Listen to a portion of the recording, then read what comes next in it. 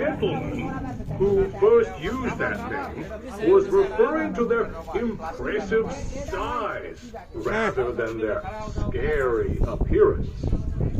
Now, that man was Richard Owen, and he was a paleontologist. Yes, paleontologist. That's what you call someone who studies dinosaurs. Huh, imagine that. Going to dinosaur school every day.